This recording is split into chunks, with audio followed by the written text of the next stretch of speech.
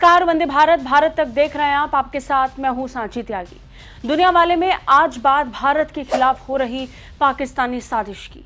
अब से कुछ दिनों के बाद आप जब भारत में खबरों को देखेंगे तो आपकी चर्चाओं और खबरों में बांग्लादेश, चीन और पाकिस्तान की चर्चाएं खूब होंगी। इसमें सबसे ज्यादा चर्चा बांग्लादेश की होगी। इस बार वजह उसके अपने आंतरिक मामले नहीं होंगे, बल्कि इस बार मुद्दा भारत की सुरक्षा का होगा। बांग्लादेश इस बार अपनी हद को पार कर भारत की सीमा में घुसने की काली कोशिश कर रहा है। प्लान भारत के असम में घुसकर उग्रवादियों का इस्तेमाल कर आतंक को फैलाने का है, जिसके लिए वो एग्जीक्यूशन की पूरी जिम्मेदारी पाकिस्तान की खुफिया एजेंसी आईएसआई को सौंप चुका है। आपको ये जानकर हैरानी नहीं होनी चाहिए कि भारत के उत्तर पूर्वी इलाके को दहलाने के लिए इस समय बांग्लादेश ही नहीं बल्कि पाकिस्तान भी पूरी तरह खुद को झोंक चुका है। बिना और देरी के चलिए जानते हैं पाकिस्तान बांग्लादेश का ये पूरा प्लान, जिसने भारत में खलबली मचा दी है। सबसे पहले असम से आ रही इस खबर की बात करते हैं, जिसने भारत के पूर्वी हिस्से में बवाल मचा रखा है। उत्तर में चीन और पाकिस्तान कम थे कि अब भारत के लिए बांग्लादेश की अंतरिम यूनुस सरकार आतंक का एक और मोर्चा खोल रही है। ये खबर बांग्लादेश से आ रही है। इनपुट्स और द ट्रिब्यून में छपी इस लेख पर आधारित है। सूत्रों के हवाले से रिपोर्ट में बताया गया कि पाकिस्तान की खुफिया एजेंसी आईएसआई बांग्लादेश की जमीन अपने काले मंसूबों को पूरा करने के लिए इस्तेमाल में ला रही है। रिपोर्ट की माने तो आईएसआई ने भारत के पूर्वोत्तर क्षेत्र को अस्थिर करने की कोशिश के तहत असम के उग्रवादी संगठन उल्फा के ट्रेनिंग कैंप को दोबारा खोलने की तैयारी शुरू कर दी है। जिस बीच खबर उल्फा को पूरी तरह बंद करने की थी, योजना इसके बंद हो जाने की थी, ठीक उसी समय पाकिस्तान असम को अस्थिर करने का प्लान तैयार कर रहा है। रिपोर्ट्स के मुताबिक आईएसआई के अधिकारियों ने कथित तौर पर उल्फा नेता और एनआईए का मोस्ट वांटेड परेश बरुआ से भी मुलाकात की है, जिस वक्त बांग्लादेश में ही मौजूद है। द ट्रिब्यून में छपी इस रिपोर्ट की माने तो बांग्लादेश बॉर्डर पर आईएसआई के लोग उल्फा के ट्रेनिंग कैंप को खोल रहे हैं। खुफिया सूत्रों के मुताबिक असम और पूर्वोत्तर राज्यों के पास बांग्लादेश में कुछ ट्रेनिंग कैंप खोले जा चुके हैं।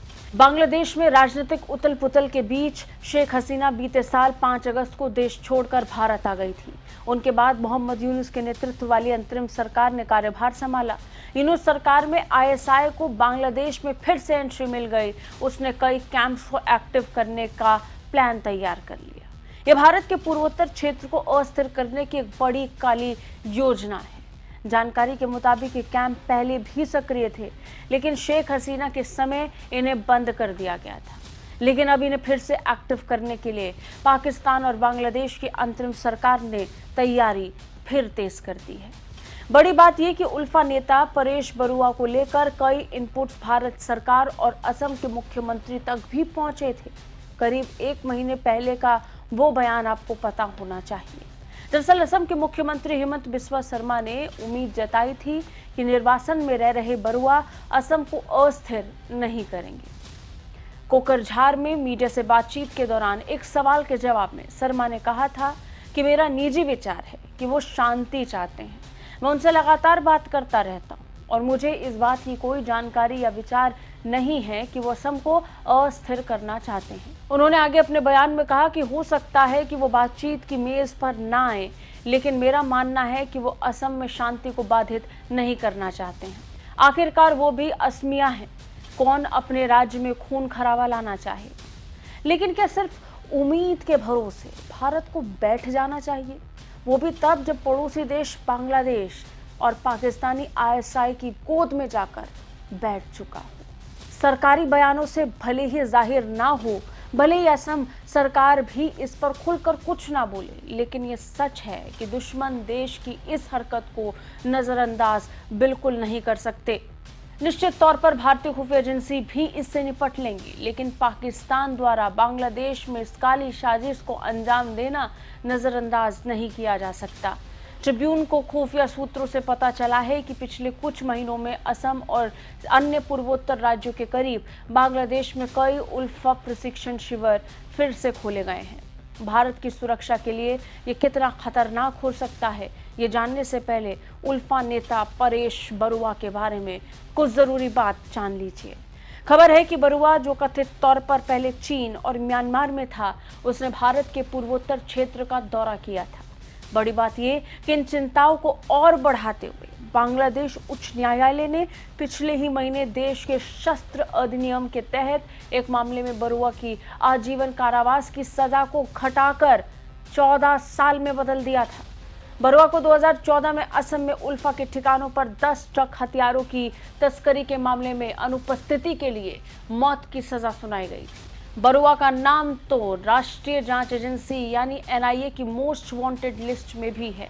भारत की खुफिया एजेंसियों को भी शक है कि बांग्लादेश में हाल के घटनाक्रमों को देखते हुए बरुआ को जल्द ही रिहा किया जा सकता है। इसका अंदाजा भारत को पहले से है। इसका फायदा निश्चित ही पाकिस्तानी खुफिया एजेंसी आईएसआई उठा सकती है।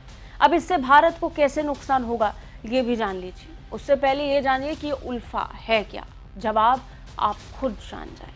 उल्फा असम का एक अलगाववादी संगठन है जिसका उद्देश्य असम को भारत से अलग कर एक आजाद असम देश बनाने का है। उल्फा की स्थापना 1979 में हुई थी और ये संगठन मुख्य रूप से असम के स्थानीय लोगों के अधिकारों की रक्षा करने के लिए बनाया गया था, लेकिन आज के समय में इसे एक हिंसक संगठन की तरह देखा जाता है। संगठन ने असम में विशेष रूप से भारतीय सरकार के खिलाफ संघर्ष को शुरू कर दिया था। यह आरोप लगाया इस संगठन ने कि असम के स्थानीय संस्कृति, भाषाई पहचान, संसाधनों की रक्षा के लिए भारत सरकार ने हिंसक गतिविधियों को अंजाम पहुंचाया है। लेकिन इन सब के बीच में उल्फा खुद एक उग्रवादी संगठन बनकर उभरा। उल्फा सालों से असम में अस्थिरता का एक बड़ा कारण है, जिसे बहुत हद तक सरकार ने कंट्रोल में भी किया। लेकिन अब फिर इसका सर उठाना भारत के आंतरिक मामले और भारत की सुरक्षा के लिए सबसे बड़ी परेशानी है। सीमा पर भारतीय सेना बड़े स्तर पर सुरक्षा व्यवस्था को पक्का करने में जुटी हुई है। बांग्लादेश की सेना के साथ बीएसएफ का विवाद आप सब जानते हैं, लेकिन इसके बावजूद इस समय बांग्लादेश से भारत को खतरा है और बांग्लादेश से निपटने में अब भारत को जरा भी देरी नहीं करनी चाहिए, क्योंकि ये बात किसी से छिपी नहीं है कि भारत किस तरीके से बार बार पाकिस्तान के काले एजेंडों का शिकार होता रहा है। पाकिस्तान में खुद आतंकवादी गतिविधियां तेज हैं। आतंकवाद वहां बड़े स्तर पर बढ़ रहा है। अपने मामलों को निपटाने के बजाय पाकिस्तान की खुफिया एजेंसी आईएसआई ने मौका पाकर सबसे पहले बांग्लादेश में घुसकर भारत के खिलाफ तैयारियों को तेज करना शुरू कर दिया। लेकिन यहाँ सबसे बड़ा सवाल यह है कि पाकिस्तान ने आखिर नॉर्थ ईस्ट का चुनाव क्यों किया। ये बात आप जानते हैं कि जम्मू कश्मीर में दशकों तक अस्थिरता पैदा करने का सबसे बड़ा कारण पाकिस्तान रहा है। आज के समय में जम्मू कश्मीर में स्थिति सामान्य की तरफ बढ़ रही है। पाकिस्तान के हाथ से जम्मू कश्मीर पूरी तरह जा चुका है। पीओके में तनाव है।